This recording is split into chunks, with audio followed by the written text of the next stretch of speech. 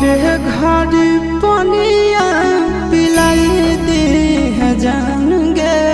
कफन ओढ़ाई दी है टूटत ही जब प्राण गे मरे घर पनिया पिलाई दी है जान गे कफन ओढ़ाई दी है टूटत ही जब प्राण गे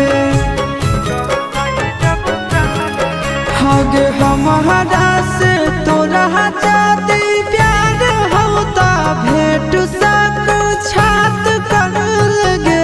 हगे सोनाया गावा हो भरती पाटनवा में आके